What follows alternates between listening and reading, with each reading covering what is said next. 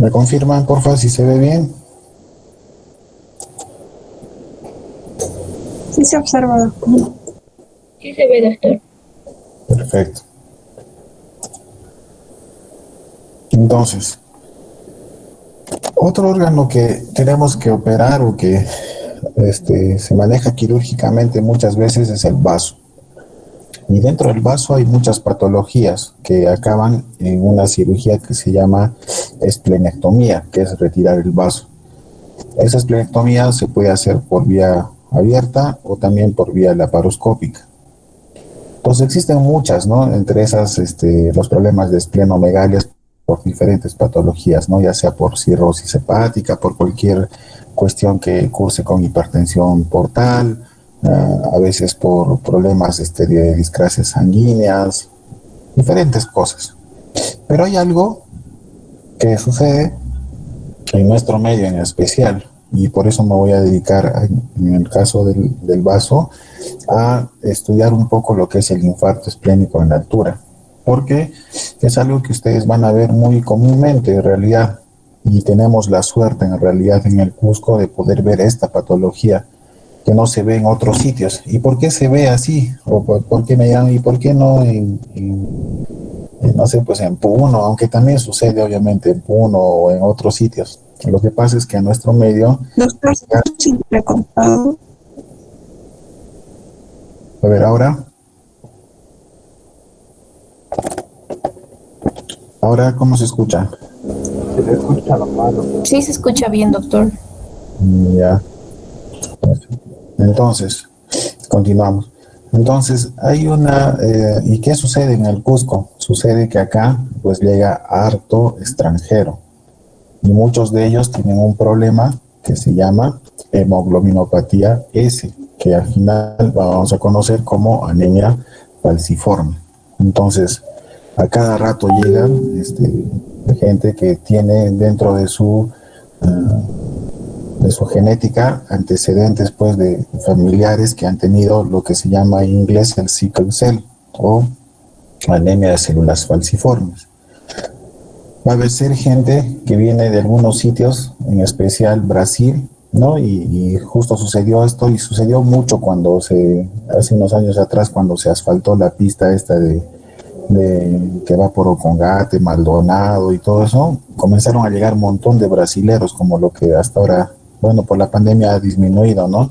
Pero comenzaron a llegar un montón de brasileros que venían a sus carros, ¿no? Porque era recontra fácil venirse al Cusco, y comenzaron a haber pues una gran cantidad de pacientes que cursaron con esto. Entonces, y así, ¿no? También hay gente que viene, ¿no? Lo que llaman los afroamericanos, ¿no? Gente de Estados Unidos que tiene como antecedente tener familia que ha tenido raza negra, ¿no? Un montón de centroamericanos, ¿no? Los que venían de Puerto Rico, de Punta Cana, República Dominicana, etcétera, ¿no? Venían acá y comenzaban a presentar algunos signos y síntomas que después se fueron pues descubriendo poco a poco que en la altura se expresaban más, ¿no? Porque, como ustedes saben, a este nivel tenemos pues cierta hipoxia, ¿no? Como no hay gran cantidad de presión atmosférica, la cantidad de la concentración de oxígeno es mucho menor. Entonces el paciente comienza a producir más hemoglobina, porque como ya saben ustedes, la hemoglobina es la que transporta el oxígeno, ¿no? Y en estos casos con hemoglobinopatía S, pues se expresaba mucho más y tenían pues problemas en el vaso, ¿no? Entonces, es importante estudiar esto, ¿no? Y justamente es el propósito pues de esta exposición, porque gran cantidad de nosotros o de ustedes nos vamos a quedar a trabajar pues acá en el Cusco, ¿no? Y por la cuestión del turismo vamos a tener siempre este tipo de pacientes. No es una patología que uno pues lo lea mucho. Si ustedes comienzan a buscar infarto esplénico en altura, pues en realidad hay muy poca bibliografía al respecto, ¿no? Uno que otro, y casi todos ellos son pues descritos acá en el Perú precisamente, ¿no? Entonces es importante que conozcamos, porque es algo que vamos a evaluar muy constantemente, ¿no? Cuando estamos acá y atendemos pacientes, ¿no? Extranjeros.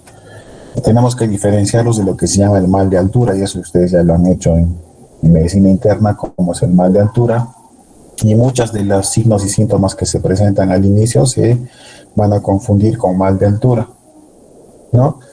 Y muchas veces, justamente por no reconocer bien esta sintomatología, a veces podemos tomar decisiones ya muy tardías y el paciente lamentablemente pues acaba en una cirugía grande y complicada como es una esplenectomía, cuando al inicio, si se hubiese diagnosticado tan solo con hacerlo retornar a la brevedad al nivel del mal, pues solucionábamos todo, ¿no? Entonces a veces solamente el desconocimiento de esta patología hace de que el paciente acabe en algo muy grave, pues. La idea era, pues, como les digo, reconocer, pues, a todos estos pacientes que tienen, pues, ancestros africanos, o sea, raza negra, ¿no? O mediterráneos, ¿no? Que al final esos pacientes que vienen de Medio Oriente, todos, al final, pues, todos, igual que nosotros, que siempre tenemos algo de raza, pues, de Inca, ¿no?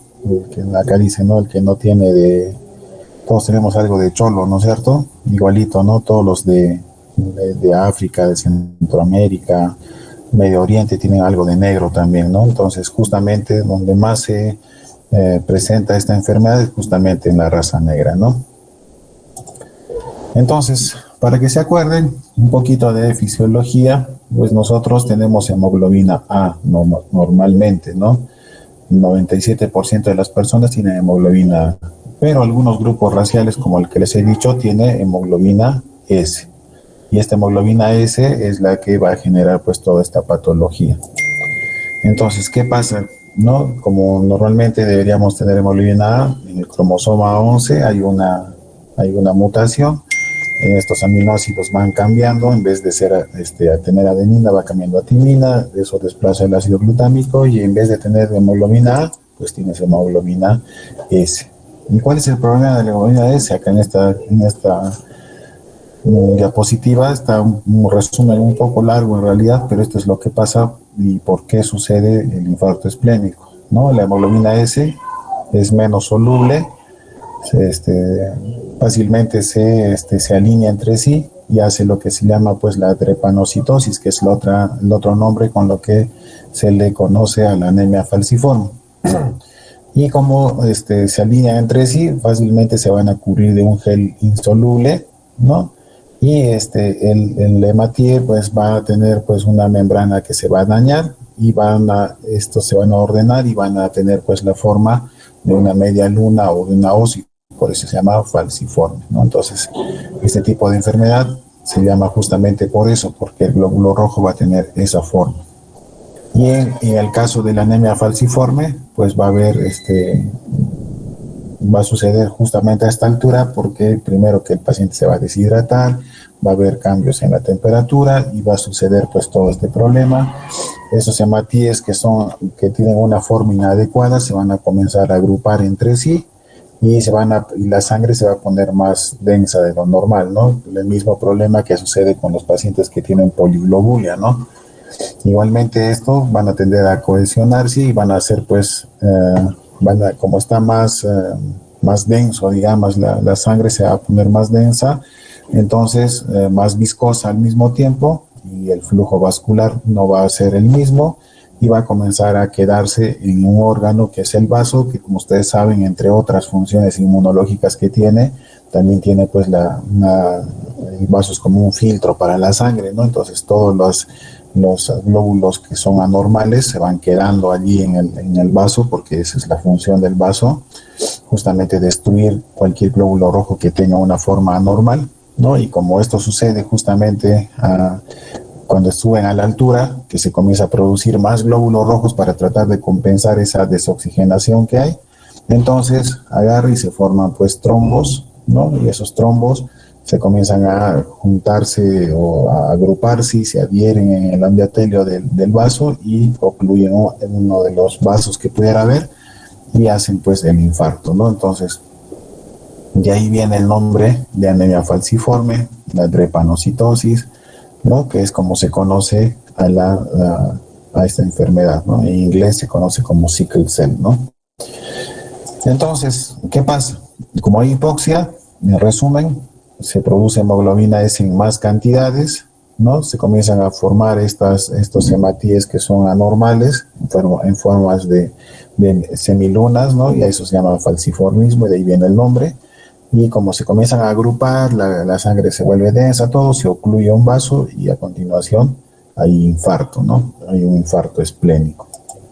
Entonces, esto es para recordar un poquito cómo se expresan la expresión clínica de las hemoglobinopatías. Hay algunos que son solamente portadores, por eso es que no todos la gente negra que sube a la altura, pues le sucede esto, ¿no? Solamente algunos portadores, ¿no?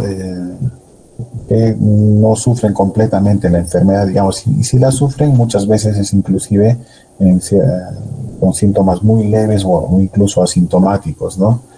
Se va a dar pues en gente que puede dar muerte súbita, ¿no? En atletas, en gente que viene pues y hace esfuerzos muy fuertes, digamos, ¿no? Pero para la gente normal que viene, pasea, a veces no pasa nada sin tener, ¿no?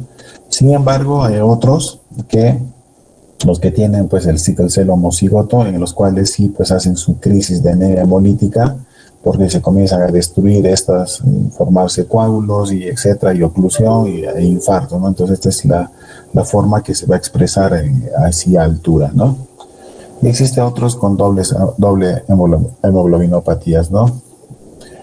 Entonces estos de acá, los del sickle cell homocigoto, son los que van a dar pues signos y síntomas que nos van a importar, ¿no? Entonces, ¿por qué se va a infartar el vaso? Primero, porque por el aspecto histológico que tiene, ¿no? Entonces, el vaso es tiene la forma pues de un corcho, tiene muchos espacios entre tejido y tejido. Existe una matriz, incluso hay se llama histológicamente, ¿no? Una matriz grasa, una matriz en la cual se van a acumular rápidamente estos coágulos, digamos, que se van a formar estos trombos. Y encima no existen pues comunicaciones, ¿no? Como ustedes se acuerdan, una vez que la arteria esplénica llega, se divide en 2 o 3 ramas que irrigan pues sitios específicos, ¿no? No hay a diferencia, por ejemplo, en el corazón, por ejemplo, hay una circulación que va a voltearse y se van a entrecruzar entre ellos, ¿no? Las coronarias, ¿no? Que uno, en cierta manera, pues aseguran que el vaso, si se infarta en un ladito, por el otro lado trate al menos de irrigarse nuevamente, ¿no? En el caso del vaso, no. Entonces fácilmente se va a infartar porque justamente por el tipo de circulación no existen pues ramas colaterales, no hay otras ramas que le lleguen por otro sitio, no, simplemente llegan por la arteria esplénica y una que otrita a través de los vasos cortos, ¿no? Entonces eso también va a predisponer a que el vaso se infarte. Entonces, ¿qué pacientes debemos tener cuidado? Ya sabemos que apenas vemos un paciente extranjero, un paciente que viene de la costa, a veces también ha sucedido, ¿no? Que hay gente del propio Perú que viene de la costa, aunque bien raro, pero se han descrito que en los pacientes que vienen de Chincha y de Ica, que es donde más había pues esa esclavitud en hace muchos años atrás, digamos, y mantienen todavía muchos rasgos genéticos en especial. Entonces en especial la gente que viene así de esa parte, Ica, Chincha, que tiene raza negra, o gente que viene pues como les iba diciendo más antes, ¿no? Centroamérica, brasileros, americanos o esos afroamericanos, ¿no? Entonces ahí al toque y que vienen con síntomas de mal de altura, entonces al toque ahí tengo que comenzar a pensar que es un infarto esplénico. Por lo general son jóvenes, ¿no? Que al final esto se relaciona porque son los que más viajan, pues, ¿no? Y por lo general pues son masculinos, casi la mayor parte. Sin embargo, también no crean que no les da a mujeres, ¿no? Por lo general son varones, pero también por ahí algunas mujeres. La raza, ¿no? Como les decía, negros y mestizos con ascendencia africana, con ascendencia mediterránea, toda esa gente que les he dicho. Y ahora ha aumentado también, ¿por qué? Porque nos ha llegado harto venezolano, ¿no? Que también tiene algo de caribeño, ¿no es cierto? Entonces, los casos de infartos esplénicos han ido aumentando poco a poco. Entonces, al ver todo esto, pues tenemos un paciente que va a venir de la siguiente forma, ¿no? Por lo general es un paciente que confunde al inicio los síntomas con mal de altura, entonces comienza a desaturar, comienza a tener dificultad respiratoria, pero a diferencia del mal de altura, comienza a tener un dolor en el hipocondrio izquierdo, ¿no? Igual como lo que comienza a doler la litiasis vesicular, en el lado izquierdo comienza a fastidiar. Y obviamente el paciente va a tener, aparte de ese dolor, que cada vez va a ser más intenso, y eso se va a dar, ¿por qué? Porque a medida que se va infartando, ¿no? Van chocando, digamos, más coágulos, y se van amontonando, pues, estos trombos, ¿no? Entonces el vaso comienza a crecer.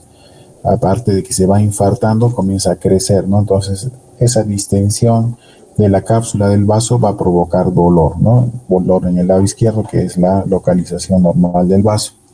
Obviamente va a tener dificultad y dolor para respirar, va a haber esplenomegalia, por lo que les digo, va a comenzar a crecer por la acumulación de trombos, y va a tener, pues, en los casos más graves, ya cuando el vaso comienza a crecer y más, y justamente es por eso es que se debe operar, pues a veces el vaso se rompe, deja libre los trombos y la sangre comienza a fluir nuevamente. Entonces el paciente va a comenzar a tener ya signos de abdomen agudo, pero ya con anemia aguda, ¿no? Porque muy probablemente el vaso se haya roto, ¿no? Lo que se llama ruptura esplénica. Entonces, el síntoma más común, aparte de la dificultad de respirar y todo eso, pues es un dolor intenso en el hipocondrio izquierdo.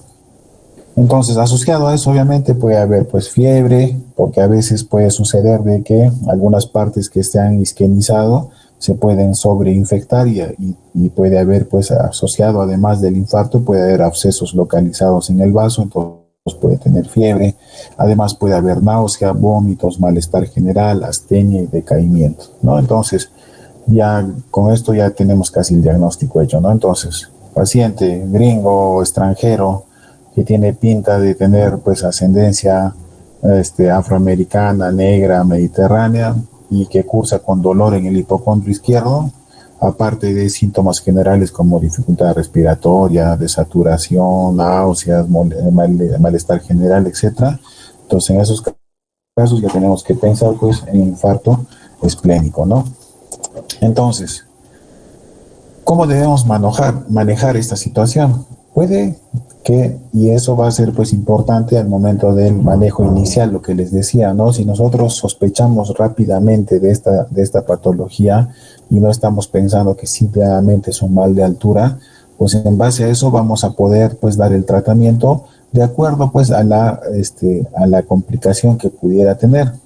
Si solamente es un infarto agudo focal no complicado, muchas veces cuando la afectación es menos del 15% del vaso, pues el único tratamiento que tenemos que hacer de inicio, pues, es hacer de que ese paciente regrese a la brevedad, al nivel del mar, porque una vez que regrese al nivel del mar, esa producción de esas células falciformes que habíamos visto en la fisiopatología, pues va a disminuir considerablemente, y ya va a haber ese fenómeno de drepanocitosis, ya no va a suceder, y entonces ya no se van a comenzar a acumular, la sangre ya no va a ser tan viscosa, y etcétera, y los síntomas van a mejorar, y esa partecita que se ha infartado va a acabar simplemente en una zona de fibrosis nada más, y listo, se acabó la historia. El problema es cuando el paciente viene, pues, con un infarto masivo, o con, ya peor todavía, cuando el infarto ha causado una esplenomegalia tan grande que se ha roto el vaso, y obviamente el paciente, además que el infarto esplénico, va a venir, pues, con un hemoperitoneo porque se rompió el vaso por esa esplenomegalia, pues, severa, digamos, ¿no? Entonces, en estos dos últimos casos el tratamiento, pues, es quirúrgico, ¿no? ¿Qué complicaciones tiene el infarto esplénico? Pues en algunos, como les decía, se puede formar abscesos, se pueden formar pseudoquistes, y a veces esas complicaciones más graves, que son, pues, la ruptura y la hemorragia, ¿no? En el caso de los abscesos, lo único que hay que hacer es dar tratamiento antibiótico, manejo médico, y en algunos casos se puede hacer solamente un drenaje guiado por por ecografía o por tomografía. En el caso de los pseudoquistes se puede dejar así, o simplemente se puede hacer igual un drenaje de este pseudoquiste, o a veces se puede hacer incluso lo que se llama una esplenectomía parcial, ¿no? Justamente allá también se aprovecha el hecho de que tenga la circulación sea así tan limitada, digamos, ¿no? Que al inicio fue una desventaja en el caso del infarto esplénico, pero con fines quirúrgicos a veces puede ser una ventaja ya también, porque si yo ligo la arteria polar superior, pues solamente puedo sacar la parte superior del vaso sin tener problemas con la irrigación de los otros 2 tercios que van a quedar, ¿no? Entonces, allí nos puede ayudar ya también el hecho de la circulación esta especial que tenía, ¿no? Entonces, en el caso de la ruptura y hemorragia, obviamente sí va a acabar pues en una cirugía de esplenectomía total, ¿no? ¿Qué exámenes debo pedir si yo tengo un paciente, como les decía, paciente extranjero, pinta de ascendencia afroamericana, con dolor en hipocondrio izquierdo, y yo sospecho al toque de que es un infarto esplénico? Entonces los exámenes que debo pedir son los siguientes. Primero, como yo sé que ese paciente puede entrar a sala de operaciones de emergencia, pues tengo que pedirle todos los exámenes auxiliares habituales, ¿no? Eso significa pedirle hemograma, glucosa, urea, creatinina, perfil hepático, perfil renal, tiempos de coagulación, tiempo de protrombina, INR, etcétera, ¿no? Todo eso. Obviamente le tengo que hacer también, tengo que estar preparado. Sé que a ese paciente, como es una cuestión grave, ¿no? Si es un infarto esplénico pequeñito, entonces ya sé que lo tengo que referir. Pero mientras tanto, voy a pasar a ese paciente a cuidados intermedios o tal vez incluso a cuidados intensivos para que su monitoreo sea pues constante, ¿no? Entonces, como yo sé que puede que vaya muy bien y que se regrese el paciente al nivel del mar a la brevedad y listo, se acabó el problema. Sin embargo, también tengo que pensar que ese paciente muchas veces en cuestiones de minutos u horas puede empeorar pues su infarto y necesitar cirugía. Entonces, para eso ya le he pedido todos los exámenes prequirúrgicos normales, pero también tengo que pedirle pues riesgo quirúrgico, evaluación por cardiología, etcétera, etcétera. Igual tengo que pedirle pues hemograma y todo eso, ahí va a haber leucocitosis con división izquierda, ¿no? Si quiero estar completamente seguro, también le puedo pedir pues la prueba del falciformismo, ¿no? Que es una prueba especial que se hace por inmunoelectroforesis para ver pues la situación de la hemoglobina S, ¿no? Se puede hacer cromatografías, pruebas de solubilidad, pruebas de inestabilidad de oximoglobina, etcétera, que son cuestiones de laboratorio que sirven para diagnosticar pues la situación de anemia falciforme propiamente dicha, ¿no? Asociado a eso, tengo que pedir algunos estudios de imágenes. Entonces ahí puedo pedirle una radiografía de abdomen simple. Ahí voy a ver el crecimiento esplénico, aunque no voy a ver el vaso directamente, pero sí puedo ver que el diafragma del lado izquierdo va a estar pues más elevado que el lado derecho. Normalmente sucede al revés, ¿no es cierto? Por la presencia del hígado, el diafragma derecho siempre es más elevado que el lado izquierdo. En este caso, por la esplenomegalia causada por este infarto pues masivo, el lado izquierdo, mi diafragma izquierdo va a estar más elevado que el lado derecho, ¿no? A veces vamos a poder ver que incluso algunas vísceras van a estar rechazadas, ¿no? Justamente por la presencia de la esplenomegalia. En radiografía de tórax, ¿no? También en algunos casos va a haber derrame pleural izquierdo, uno va a ver pues elevación del diafragma igual, pero aunque estos son exámenes que no son los más importantes, lo ideal en realidad es pedirle estos dos, la ecografía y la tomografía abdominal, que son los exámenes de inicio en un paciente en el cual sospecho infarto esplénico. Entonces, en la ecografía, pues va a haber esplenomegalia, ¿no? Y va a haber imágenes hipodensas que son compatibles, pues, con los sitios de infarto, ¿no? Incluso yo le puedo pedir una ecografía abdominal Doppler, ¿no? En la cual, ¿se acuerdan? El Doppler es para ver, pues, flujos, ¿no es cierto? Flujos sanguíneos, ¿no? Incluso le ponen ahí en colorcitos, ¿no es cierto? Uno pone el ecógrafo, incluso el flujo arterial se pinta de rojo, el flujo venoso de azul, etcétera, ¿no? Entonces uno puede ver pues qué partes del vaso están adecuadamente irrigados y qué partes no, ¿no? Entonces le podemos pedir eso. Podemos pedirle angiografías, pero en nuestro medio lo que más se maneja pues es la tomografía abdominal, ¿no? Que uno va a poder ver pues los sitios de infarto, va a haber lesiones en forma de cuña o a veces en toda no solamente una cuña, como vamos a ver ahorita en unas imágenes, sino que van a afectar incluso todo el vaso, ¿no? La angioten también es un examen que se puede pedir en realidad. Entonces, más o menos así, mire, fíjense, acá van a ver de que el diafragma izquierdo en esta radiografía de abdomen va a estar pues más elevado que este lado derecho, que debería ser el más elevado normalmente, porque este es el vaso, este es el hígado. En cambio, acá en todo este blanco que se ve hasta acá así es el vaso, ¿no? Que normalmente pues acá se ve muy grande, ¿no? Normalmente el vaso pues es pequeñito, de apenas unos 10 por 4 centímetros más o menos, ¿no? Debe ser más o menos por acácito nada más. Pero acá se está viendo de que toda esta zona blanca pues, es la zona que va a corresponder al vaso y obviamente por el tamaño que tiene ha desplazado todo mi diafragma para arriba, ¿no? Entonces ahí ya me doy cuenta. También le puedo pedir, como les decía, la ecografía, ¿no? Entonces uno mide, ¿no? Todo este es el vaso, ¿no? Ve este es tejido normal, pero estas partes negras ya no ya es acumulación de las zonas de infarto, ¿no? Entonces también uno ahí se da cuenta. O mejor todavía, si es que le pido una tomografía, que es donde mejor se ve, ¿no? Normalmente el vaso que ustedes ven acá tiene que tener el mismo color que del hígado, porque tienen más o menos la misma consistencia. Sin embargo, si ustedes pueden ver acá, esta imagen de acá, miren, es una imagen densa, así oscura, y ahí se ve pues la zona del infarto, ¿no? Del infarto esplénico. Entonces, más o menos acá, calculando, será pues un 25% a un 30% del vaso afectado, ¿no? Entonces, este paciente, por ejemplo, ya necesita estar en cuidados intensivos porque está en el límite entre esperar y hacer solamente tratamiento médico, porque a veces lo que se hace, tratamiento médico, o tal vez ya pues en unas pocas horas pase a ocupar esta zona de infarto, crezca y necesite cirugía, ¿no? Igual de acá, ¿no? Mire, un vaso normal, pero mire, fíjense acá, ¿no? Esto al inicio era así, acá se estaba insinuando una zona de infarto, pero miren, a las pocas horas, miren cómo se va toda esta parte de abajo, todo el polo inferior del vaso, miren, se ha comenzado a afectar, o incluso ya algunas otras partes están comenzando a infartar también, ¿no?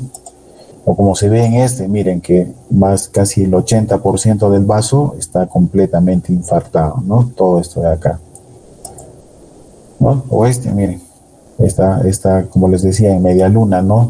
La clásica imagen, ¿no? Todo esto, normalmente este vaso es normal, igual que, o muy parecido a la del hígado, pero esta parte de acá es la zona que está infartada, ¿no? Todo alrededor, ¿no? Ya esto con un angiotac.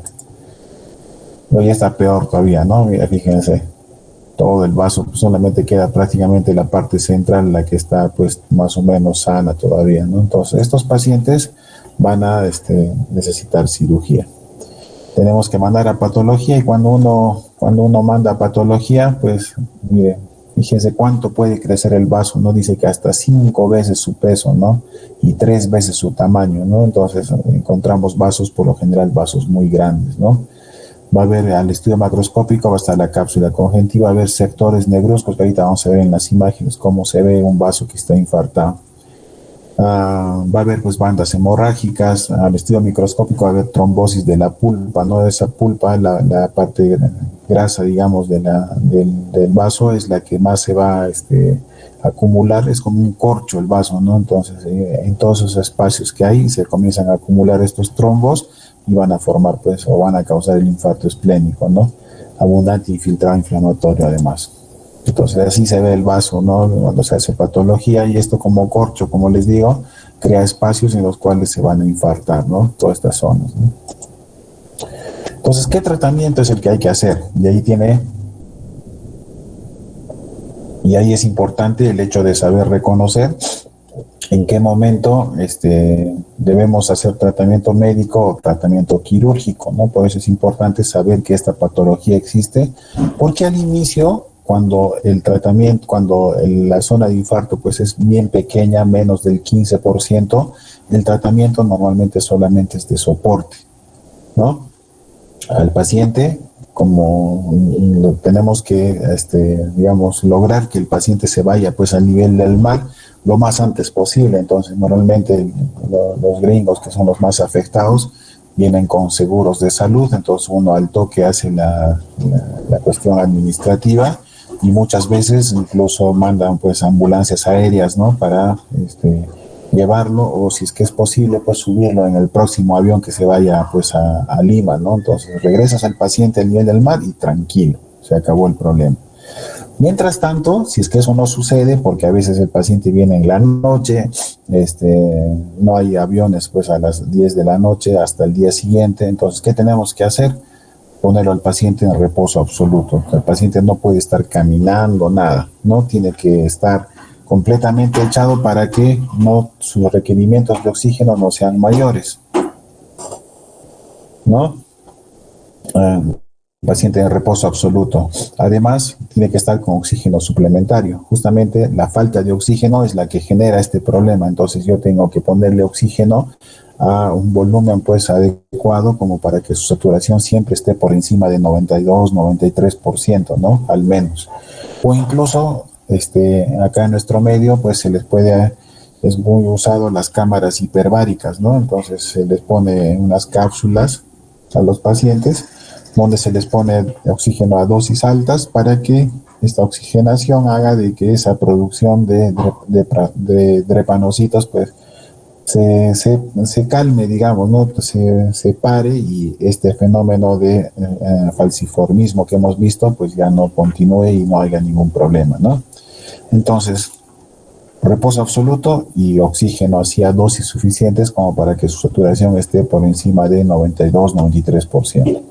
Además, hay que darle una buena hidratación, hay que usar analgésicos porque duele, y aquí, justo en este punto, es el corte, digamos. Entonces, si yo sé que a ese paciente lo voy a regresar, ¿no? Que lo voy a transportar a una zona de menor altitud, y sé que su infarto es tan pequeño que no necesita cirugía, entonces solamente en ese caso yo le comienzo a dar heparinas de bajo peso molecular, porque como ustedes han visto es un fenómeno de trombosis. Entonces la forma de curar eso o de tratar o aliviar esos síntomas de la trombosis a través de la anticoagulación pues con heparinas de bajo peso molecular, pues ahí están enoxaparina por ejemplo, ¿no? Entonces ahí utilizamos de 60 a 80 miligramos y la podemos poner cada 6 horas, cada 8 horas, dependiendo pues de la situación del paciente, ¿no? Entonces, si yo sé, como les volví a decir, de que el paciente va a regresar y que es un infarto tan pequeño que no va a necesitar cirugía, solamente en ese caso, además de darle oxígeno, antibiótico, analgésico, hidratarlo bien, reposo absoluto, entonces solamente en ese caso utilizo los anticoagulantes. Pero si yo sé que ese paciente probablemente no viaje en las próximas horas por X motivos y su infarto está, pues su estado general está empeorando, su infarto está creciendo o está afectando gran parte de su vaso, entonces en ese caso yo tengo la posibilidad de que ese paciente pues casi en forma segura vaya a entrar a sala de operaciones. Entonces no usaré pues ninguna anticoagulación porque eso podría hacernos pasar un mal momento al momento de operarlo, ¿no es cierto? Entonces ahí es el quiebre, digamos, entre usar o no usar anticoagulantes, ¿no? Nuevamente les digo, si tiene un infarto pequeño y tiene la gran probabilidad de que ese paciente se vaya pues a la brevedad al nivel del mar, pues ahí sí puedo usarlo, ¿ya? En el caso de los pacientes que van a requerir esplenectomía, pues en ese caso de pacientes lo vamos a pasar a cuidados intensivos y haremos todos los estudios, toda la preparación que ya hemos hablado para tener que operar. Entonces, ahí viene pues la cirugía, que es lo que, como les decía al inicio, puede suceder en otras patologías también, pero nos hemos dedicado en esta clase a ver una patología que es común o que es algo que nosotros vamos a verla siempre en nuestro medio, ¿no?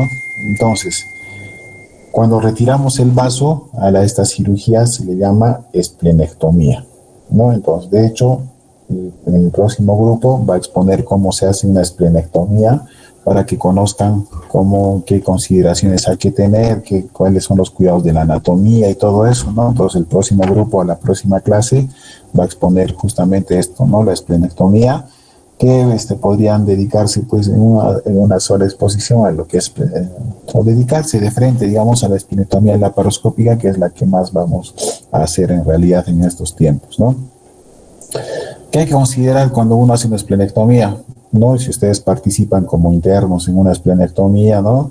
Hay que tener una cosa, que el vaso, a diferencia de otros órganos, es mucho más frágil que incluso el hígado, ¿no? Entonces uno no lo puede estar jaloneando, empujando hacia la mala porque el vaso se va a romper y va a sangrar un montón.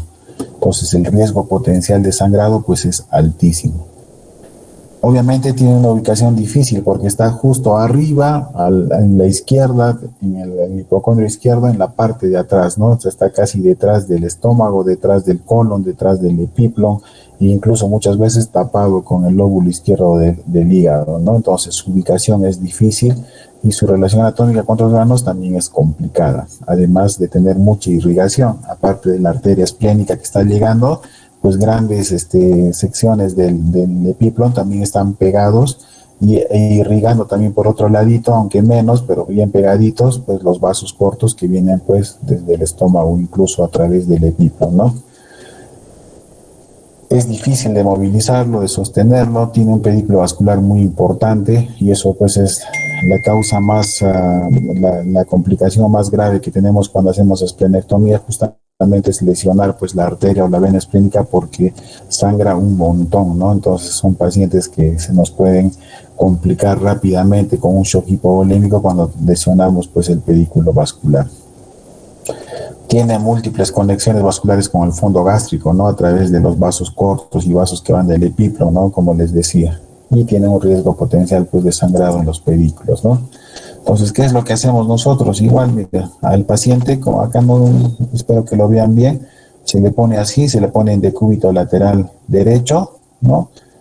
El brazo del lado izquierdo, el brazo izquierdo va a ir sobre la cabeza para exponernos pues toda esta parte, ¿no? Entonces acá está el reborde costal, esta cosita que ven acá es el reborde costal, y ahí uno pone pues 3, 4, 5 trócares por lo general, ¿no? Por ejemplo, este es un paciente que hemos operado, le hemos puesto, pues, le hemos marcado acá los sitios de los 4 trócares, ¿no? Ya no ponemos acá en el ombligo porque como el vaso está acá atrás todavía, si yo pongo el primer trócar acá en el ombligo, probablemente no tenga pues la cantidad de óptica suficiente como para ver hasta acá atrás, ¿no? Hasta que llegue a ese sitio. Entonces, miren, acá son figuras de algunas cirugías que hemos hecho, pues en las cuales se ve pues el vaso, miren, así se ve el vaso con toda esta parte pues infartada, ¿no? Normalmente así de rosadita, pero acá hasta esta zona oscura negra, pues la zona infartada, ¿no? Igual acá, miren, esta es un infarto más grande todavía, miren, casi toda la superficie, digamos, se ve así oscura, claro que en el polo superior se ve aún mucho más oscuro y justamente esa es la evolución normal, ¿no? Comienza por un ladito, pero después de eso va fijándose para otro lado. Entonces acá justamente se ve pues esta, ¿no? Por acá está llegando la arteria y vena esplénicas, pero por acá por los costados también, ya sea del fondo del estómago o del epiplon, va a estar pegado, adherido hacia el vaso, va a haber pues múltiples zonas en las cuales van a estar pues agarrados, digamos, a la cápsula, ¿no? Y como el vaso es una cosa bien frágil, pues fácilmente se desgarra y comienza a sangrar un montón, ¿no? Acá ven otro vaso, miren, este es otro paciente que hemos operado. Miren, todo el vaso está completamente necrosado, ¿no? Infartado, ¿no? Entonces es otro caso. O ¿no? Miren, fíjense, ¿no? Este es un vaso infartado, así pues más o menos el 60-70% está así oscuro, ¿no? Entonces ahí les quería mostrar, miren, por ejemplo, estos son unos videos que tengo de algunas cirugías. No, miren, y acá se puede ver, ¿no? Acá es lo que les decía, ¿no? Este es el pedículo esplénico, por detrás de acá hayamos clipado acá la arteria esplénica y acá por debajo del epiplon que está completamente adherido, pues ahí está la arteria y la vena esplénica, ¿no? Entonces, miren, para no dañar el vaso tenemos que utilizar una gasita y empujar el vaso, porque no lo podemos agarrar así, pues, como a otros órganos, ¿no? Digamos, al estómago yo lo puedo agarrar con esta pinza y levantarlo de un lado para otro, ¿no? En el caso del vaso, si yo agarro con la pinza y lo ajusto, se va a romper, ¿no? Entonces ahí comenzamos a hacer pues la disección, ¿no? Y así uno va liberando, ¿no? Acá están los ligamentos del vaso que van hacia los parietocólicos. Acá abajito nomás, esta cosa blanca que ven acá es el páncreas, que también tiene algunos vasos que van hacia el, están compartiendo, digamos, con este pedículo del vaso. Y acá abajo, en esta parte de acá donde están los lapicitos, está pues el colon derecho, ¿no? Incluso, como les decía, a veces parte del hígado también está por encima, y este de acá es el estómago, el que está en esta parte, este más rosadito de acá, y ese también comparte vasos ahí, ¿no? Alrededor, ¿no? Entonces acá vamos a ir, ¿no? Por ejemplo, ahí justo, miren, justo lo que les decía, ¿no? Y por eso es tan difícil a veces operar el vaso, porque miren lo que ha sucedido, ¿no? Una jaladita y miren cómo comienza a sangrar terriblemente, ¿no? Entonces ahí con la pinza hemos podido, ¿no? Y se ha desgarrado de acá, ¿no? Un poquitito de piplo y miren cómo sangraba, ¿no? Más antes, ¿no? Y eso en cuestiones, mira, de segundos cómo se ha llenado de sangre, ¿no? Y eso es lo malo del vaso, ¿no? Y tiene una super arteria, una super vena, miren cómo está palpitando acá, ¿no? Se ve que la cantidad de sangre que le llega al vaso pues es altísima, ¿no? Entonces, y así uno va,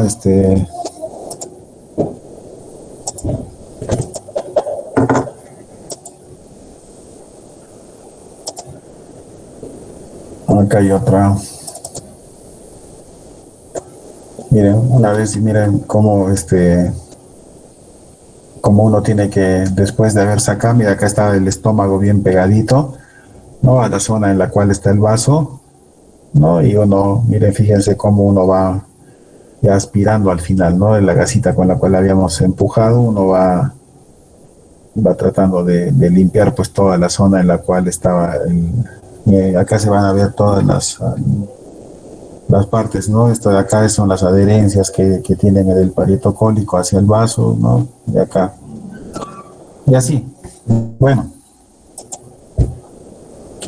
No sé si tienen alguna pregunta al respecto de este tema. ¿Qué les parece? ¿Qué les parece la patología? No, es bien interesante, bien, no es algo, como les digo, si ustedes se van a la costa, casi nunca han visto esto en la costa, ¿no? Obviamente, ya cuando nosotros les mandamos los pacientes a veces a Lima, pues ahí recién ven, ¿no? Pero en ninguna parte del mundo tal vez tengan la experiencia que tenemos acá en el Cusco, especialmente por la afluencia de turistas que vienen, ¿no? Eso no sucede pues en Cerro de Pasco, en otros sitios, ¿no? Porque no hay gran cantidad de turistas que vayan a estas zonas, ¿no? En cambio en nuestro medio sí pasa eso, ¿no? Entonces prácticamente somos como un sitio de referencia, digamos, en estudios de infarto esplénico por altura, ¿no? Justamente por esta coyuntura del turismo, ¿no? Entonces, como les decía, pues esto es una cuestión que los que trabajamos a este nivel del mar, pues vamos a ver, y es importante que conozcamos cómo reconocer a este tipo de pacientes, ¿no? Entonces, acuérdense, a partir de ahora, paciente joven, por lo general varón, extranjero, ustedes lo miran, tiene cierta ascendencia afroamericana, dolor en hipocondrio izquierdo, desaturación, malestar general, ya al toque pienso pues en mal de altura e infarto esplénico por altura, ¿no? Probablemente anemia falciforme. No sé si alguien tiene alguna pregunta al respecto, algún comentario, por favor. Sí, doctor, tengo una pregunta, por favor. Sí. Doctor, en caso un paciente tenga antecedente de haber presentado infarto esplénico al viajar a altura, pero no se haya complicado y, bueno, haya regresado a nivel del mar, y en caso requiera volver a viajar, ¿cuáles serían las recomendaciones para evitar un nuevo episodio? Primero, que no viaje nunca más a la altura. Ese es el primer episodio. Ahora, ¿por qué, digamos, qué ha pasado en algunos, por ejemplo, nosotros hemos tenido pacientes que ha pasado tal situación, ¿no? Cuando han venido los venezolanos, por ejemplo, del Cusco, hay gente que tenía la plata suficiente para venirse en avión y se vinieron de frente en avión acá al Cusco. Bajaron y como hicieron un cambio brusco, digamos, de nivel del mar a esta altura, hicieron infarto esplénico rápidamente. Y se complicaron y todo el show, ¿no? Sin embargo, ha habido otros venezolanos que no tenían tanta plata, pues ya han ido viniendo así poco a poco, ¿no? han ido, a veces han viajado, no sé, a Nazca, y después viajaron hasta, no sé, hasta Chalhuanca, y después se quedaron ahí un tiempo a trabajar, y después vinieron recién a Bancay, y se quedaron a trabajar por allí, y después recién vinieron al Cusco. En resumen, si tú vas subiendo poco a poco y te vas aclimatando, ¿no? O te vas adaptando, digamos, a esa situación de hipoxia, pues probablemente no tengas estas complicaciones, porque tu cuerpo va a comenzar a adaptarse pues progresivamente, ¿no? Entonces, en ese caso, puede darse de que el paciente venga hasta este nivel del mar y no le pase absolutamente nada, pero no es algo que sea absoluto. De hecho, si ustedes leyeron al inicio, justamente la idea es de que cuando tú sospechas, o sea, si por ejemplo tú eres de Puerto Rico y tienes un familiar que se vino al Cusco y que lo operaron de un infarto esplénico, significa que yo antes de viajar al Cusco o de planificar ir al Himalaya, ir a algún sitio así que va a ser a un sitio de altura, si yo ya sé que tengo raza negra y encima tal vez tengo un familiar que tuvo este problema, lo que yo tengo que hacer en mi medio,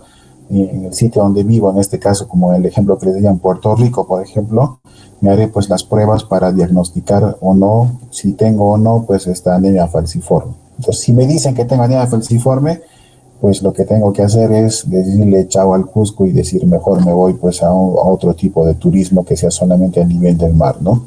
Obviamente cuando el paciente sube en avión, porque eso sería otra pregunta, pero ¿qué pasa si el paciente sube en el avión y aunque sea, voy a viajar aunque sea no sé, pues a Islas Canarias en España, eso es nivel del mar, pero voy a subir en el avión hasta 5.000, 6.000 metros? Ahí no va a pasar nada porque el avión está presurizado, ¿no? No es, tiene la cantidad de oxígeno normal como si estaría pues a nivel del mar, ¿no? Entonces no va a pasar nada, ¿no? Entonces lo que no puedo estar pues es quedarme en un sitio y mucho más si es que mi ascenso es brusco, digamos, no venirme de frente hasta el Cusco, digamos, y ahí va a ser un problema, ¿no?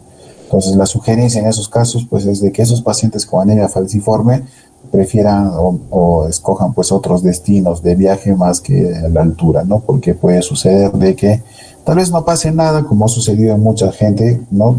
Ya hemos visto ahí también que hay tres tipos de anemia falciforme en realidad y que algunos solamente son portadores, vienen y no les pasa absolutamente nada, pero existe otro tanto de gente que sí viene a esta altura y sí le pasa algo, ¿no? Entonces sí hace infarto y todo. Entonces, si yo tengo anemia falciforme, pues la sugerencia es que no viaje pues a un sitio de altura, ¿no?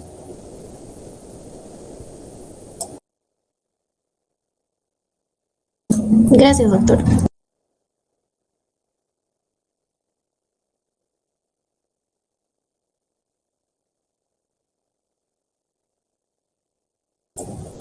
¿Alguna otra pregunta, chicos? Doctor, ¿pero si ha dado algún caso de infarto masivo del vaso por la altura o, si, o no puede ocurrir esto? No, sí se ha dado infartos masivos y sí hemos operado pacientes que han hecho ruptura esplénica con infartos masivos, ¿no? Hay gente que hace muy lentamente, ¿no? Que presenta el cuadro muy lentamente y nos da el tiempo como para volverlo al nivel del mar, ¿no? Y de hecho, más de la mitad, entre comillas, los salvamos de la cirugía y los mandamos al nivel del mar, ¿no? Pero muchos van haciendo infarto pues muy rápidamente y muchos de ellos en cuestiones de horas, 2, 3, 4 horas nomás, hacen infartos severos, infartos masivos, ¿no? Que ocupan el 90, 100% incluso a veces, ¿no? Entonces a esos pacientes sí se les opera de emergencia, ¿no? No tienen otra salida.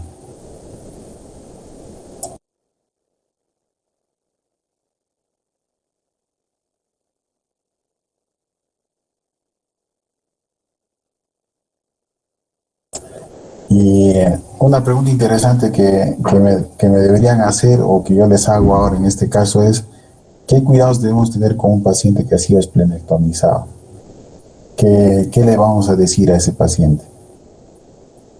Porque lo primero que te va a preguntar es, doctor, ¿y qué voy a hacer ahora que no tengo vaso? ¿Voy a vivir normal o no? ¿Qué tengo que hacer? A ver, ¿quién me responde? Entonces, la Disculpa, no hemos entendido bien, se ha escuchado entrecortado, John Aker.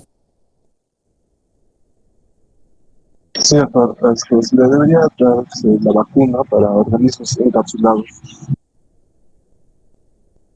Ya, perfecto. Entonces ahí viene otra pregunta que ustedes se van a hacer. Bueno, si bien es cierto, hemos hablado de la esplenectomía por infarto esplénico, pero puede haber esplenectomías por otras enfermedades también. Entonces, acuérdense, y me gustaría que lo lean un poco más acerca de los cuidados de un paciente que va o que ha sufrido una esplenectomía. Entonces ahí se va a dividir en dos grupos. Los que se les va a hacer esplenectomías programadas, ¿no? Como en esas otras patologías que les hablé, ¿no? Algunos otros tipos de anemias, discrasias sanguíneas y otras cosas más, ¿no? Que ya lo conocen ustedes. En esos casos se va a hacer una esplenectomía programada. En cambio, en pacientes como estos, ya sea por un infarto esplénico o tal vez un trauma esplénico, ¿no? Tal vez ahí el otro día nomás hemos operado a un joven que se cayó del cuarto piso, golpeó todo el lado izquierdo y se rompió el vaso, ¿no? Entonces tuvimos que sacarle el vaso en el hospital, no lo operó otro colega, pero le sacó pues el vaso, ¿no? Se tuvo que hacer eso en realidad. Entonces, a eso se llama esplenectomía de emergencia. Entonces, allí la vacunación va a ser de diferente forma. En el caso de las programadas, de las esplenectomías programadas, la bibliografía o los protocolos dicen que hay que darle todo un esquema de vacunación 14 días antes de la cirugía. 14 días antes de la cirugía programada, ¿no?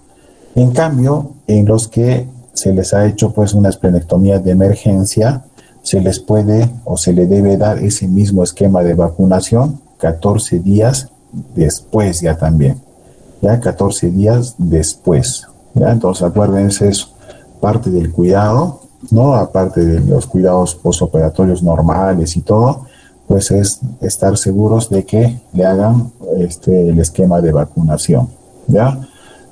De hecho, en el examen, para que ustedes lean un poco, les voy a preguntar, desde ahora les voy diciendo, les voy a preguntar acerca de qué vacunas debe recibir un paciente que ha sido esplenectomizado, ya, para que lean un poco de qué, cuáles son los esquemas de vacunación que se sugieren, digamos, para estos pacientes esplenectomizados, ya.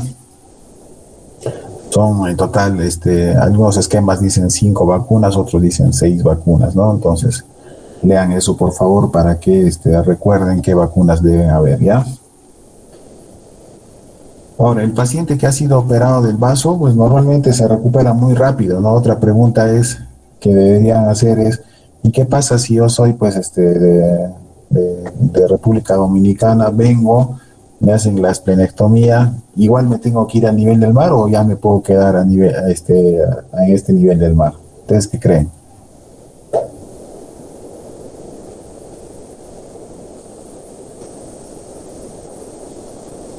¿No? A ver, para repetir la pregunta, ¿no? Si yo soy de República Dominicana, llego al Cusco, hago mi infarto esplénico y ¿me puedo quedar en el Cusco o igual me tengo que ir? ¿Qué creen ustedes?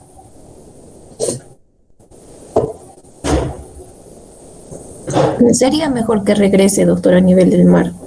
¿Por qué crees que sería mejor?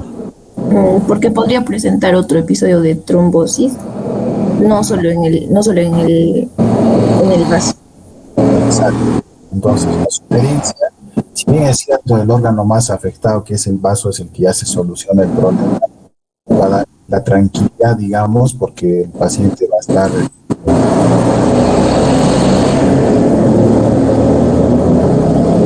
Tu micrófono. Tu micrófono.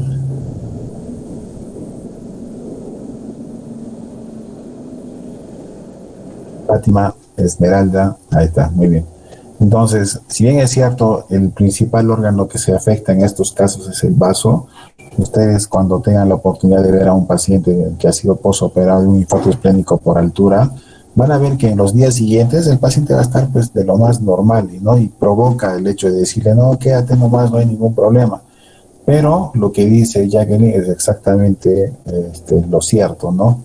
Así como se infarta el vaso, también se ha visto en casos muy raros, en casos muy raros se ha visto que también puede haber infartos en otros sitios, infartos en el intestinales, que es el segundo lugar donde más complicaciones hay en estos casos, pero también puede haber pues infartos cerebrales, infartos cardíacos, etcétera, ¿no? Entonces la sugerencia es que una vez que el paciente esté nuevamente pues estable, recuperado de la cirugía, pues pueda regresar pues a nivel del mar para ya evitar ese riesgo de que haga infarto en otros sitios, ¿no?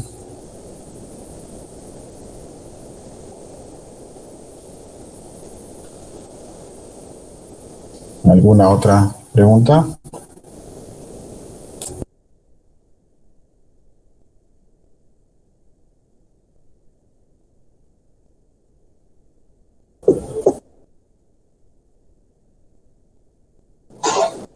Doctor, una consulta. Y en caso, digamos, de que el paciente sí o sí tenga que quedarse en la, digamos, en la altura por cuestiones de trabajo, ¿qué recomendaciones se le daría?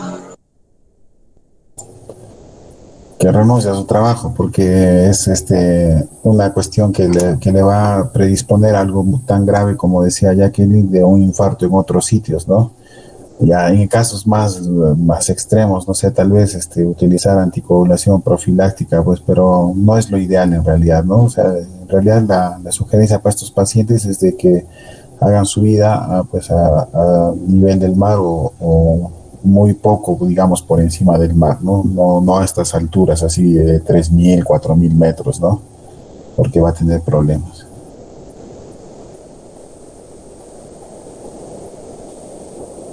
Puede que no pase nada, como también el día menos pensaba, ya no infarto esplénico, sino infarto mesentérico, y a quedarse sin intestino ya también, ¿no? Entonces, ¿para qué correr ese riesgo en realidad? No, la sugerencia es que regrese a su casa, a nivel del mar.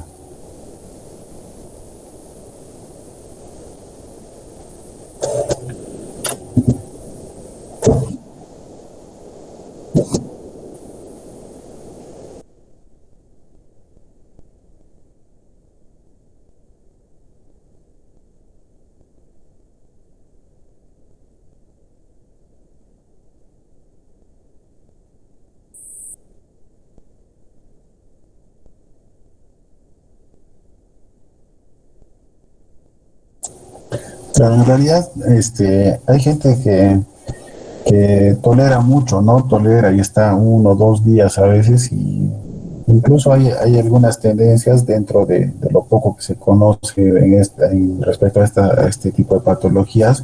Algunos dicen que si tú esperas un poco de tiempo, el paciente se va a comenzar a adaptar y ese fenómeno de drepanocitosis va a comenzar a aliviarse, digamos, y el paciente va a tolerar, ¿no? Entonces, ¿con esto qué te digo? Que en realidad el tiempo no es algo que podamos decir, ¿no? Como en otras cosas, ¿no? De 3 a 4 horas tal cosa, de 4 a 5 horas, no.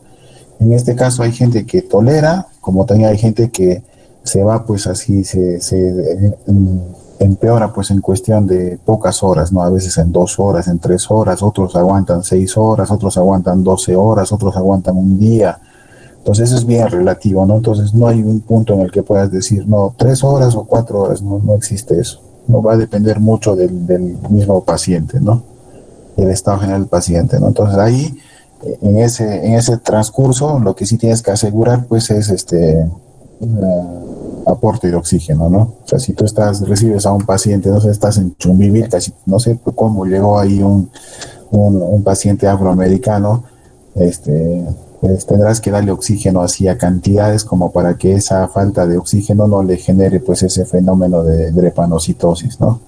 Eso es lo más importante. Pero tiempo así exacto no existe una forma de decir tanto tiempo es el adecuado para operarlo o no operarlo, ¿no? Más que todo es la evolución del paciente.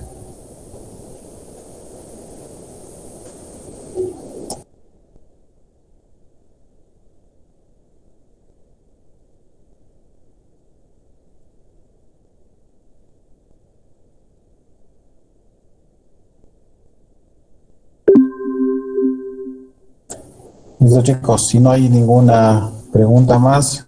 Doctor, entonces, disculpe, la siguiente clase se va a exponer esplenectomía laparoscópica, ¿verdad? Sí, sí, por favor. Ok, doctor. Gracias. ¿Ya? Igual, comenzamos con la exposición de esplenectomía y de ahí continuamos con la clase que sigue, ¿ya? Para no cortar la hilación con esto, ¿no? Ok, doctor. Listo, chicos. Entonces, si no